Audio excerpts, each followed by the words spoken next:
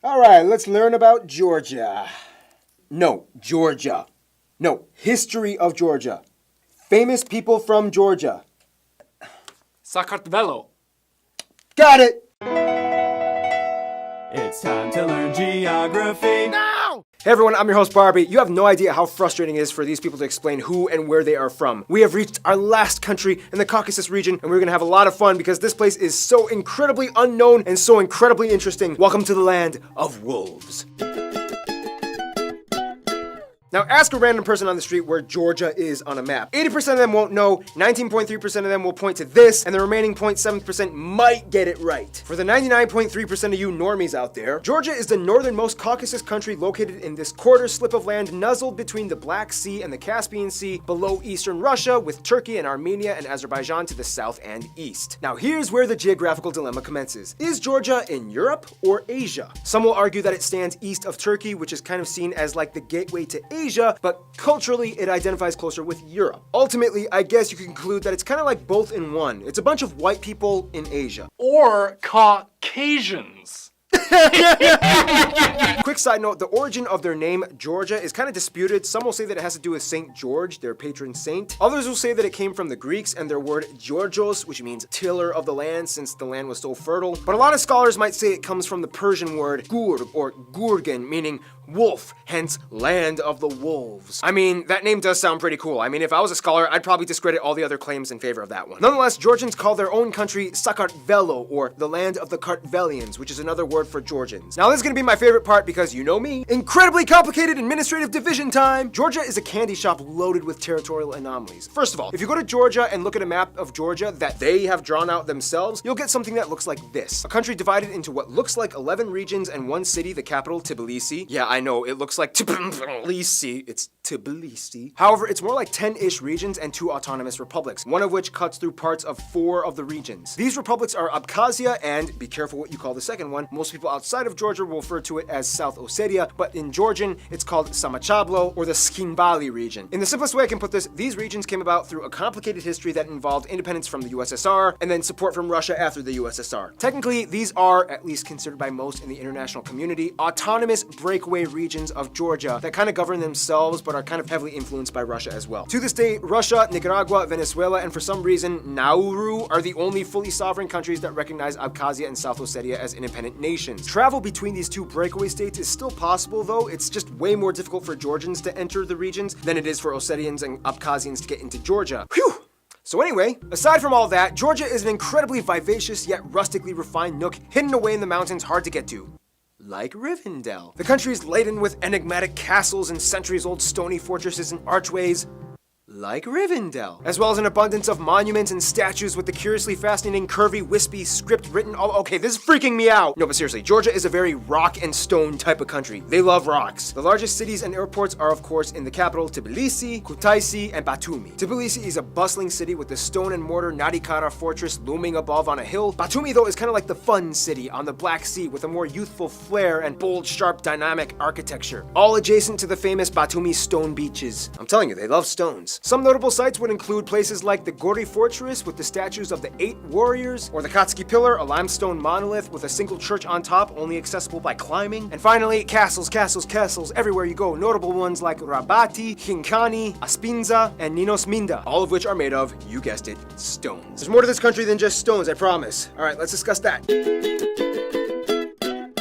Well, as you may have already figured, Georgia is quite mountainous with an expanse of incredibly diverse, conveniently located hills and valleys. The reason why it's so convenient is because the entire country is pretty much nestled between the greater and lesser Caucasus Mountains, which protects it from the blistering cold air masses that pummel southern Russia, yet it also barricades against the hot and dry streams that penetrate from the south. This means that they have overall pretty comfortable weather and just the right amount of rainfall and sunshine. The mighty Kura, or Mtkvari, is the longest river that flows upward and arches south into the areas through Tbilisi, and the highest mountain and 3rd highest in Europe, if you consider Georgia part of Europe, Mount Sakhara, located in the north along the Caucasus. Concealed within the hills lies the Yavkheti volcanic plateau and the southern Georgia volcanic highland. These are some rather unstable geological regions that will produce hot springs, mineral water, and seismic activity. And of course, caves. So many of them here. You have the still yet to be completely explored Meluri cave in Imereti with waterfalls, the Prometheus cave that Greeks claim to be the spot where Prometheus was chained to his rock in Greek mythology. Greeks have a history of diaspora in Georgia since like the 7th century. But the most famous cave would probably be the Krubera Cave, found in Abkhazia, otherwise known as the world's deepest cave that goes further than 2,000 meters down. Rapid fire round, you may also want to see the Abasha waterfalls, Martvili Canyon, Crybaby Mountain because it rains there almost the entire year, the incredibly beautiful Blue Lake in Abkhazia with peacocks around it for some reason. Speaking of animals, many might say that unofficially the national animal might be the wolf. The Caucasus region has some of the highest quality of soil in the world in terms of land usage. Georgia has one of the oldest and finest winemaking traditions that go back as far as 300 BC. Otherwise, Georgia has been a hub for mineral mining and petroleum extraction. They share a pipeline that goes through Turkey into Azerbaijan. The national dish would have to be khachpuri, or unofficially referred to as Georgian pizza, a decadent soft bread baked with gooey melted cheese, sometimes served with eggs and other ingredients often baked in. They love cheese. They have so many different kinds, from the salty, briny sulguni to the weird, stringy tenili. They even have a dish where they put cheese inside of cheese. Basically, all you have to know is that when it comes to Georgian cooking, they love cherry plums and tarragon. That's like their go-tos. All right, enough about food. Let's talk about the people that eat those foods. Now, if you thought pointing out Georgia on a map was difficult, try explaining what a Georgian person is. First of all, one broader term you could use to refer to someone who is ethnically Georgian would be Kartvelian, which encapsulates all the ethno-linguistic groups found in Georgia. If you include Abkhazia and South Ossetia, the country has about 4.8 million people and is currently attempting a population rebound after losing about 1 million people in the past 20 years due to migration. The country is made up of about 87% ethnic Georgians or Kartvelians, 6% Azerbaijani and Azeri, 5% Armenians, and the rest are made up of other groups like Greeks, Russians, and Ossetians. They also use the Georgian lari as their currency, they use the C and F plug outlets, and they drive on the right side of the road. The most distinguishable facet about Georgia, though, would have to be the Georgian language. Like Armenian, it's unlike any other in the world, standing on its own, not derived from any Indo-European or even Asiatic language branch. The language is also written in the Georgian script. Technically, they have 3 alphabets, but they only use 1. The alphabet has 33 letters, no F sound, and a ton of strange, almost impossible to pronounce letters. For example,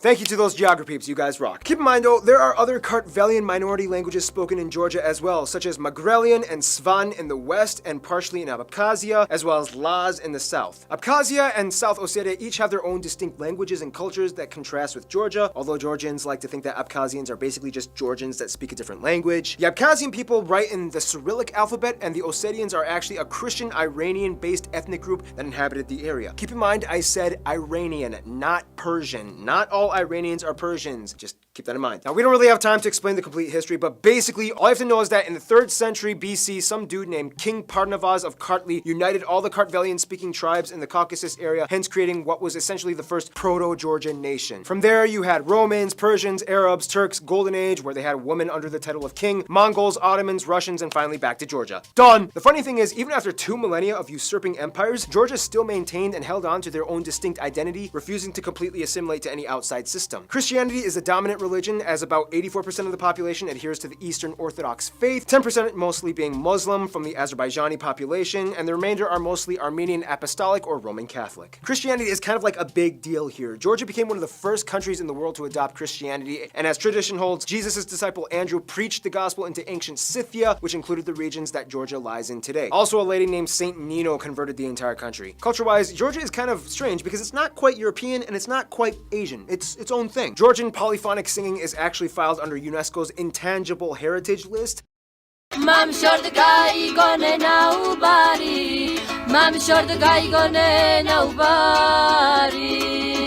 All Georgians will tell you that Georgian traditional dance is something that they are proud of, fast, difficult, dynamic, and bold with a lot of leaping and pointing. Georgians are also known for being really into strength sports, even women. They love wrestling and weightlifting and judo. They typically compete well in these events at the Olympics. Konstantin Yanashia reaching some of the highest ranks in the world's strongest man competition. Speaking of which, the most notable Georgian in the world ever seen, although they might not be proud of it, would probably be Joseph Stalin. Although to be fair, he did spend a lot of his time in Russia being a Russian dictator, so yeah. Hospitality is a huge deal out here. As the saying goes in Georgia, a guest is a gift from God. And granted, no matter who you are, they'll pretty much just treat you to some khachpuri. And that's kind of how they are with their diplomacy. Mostly.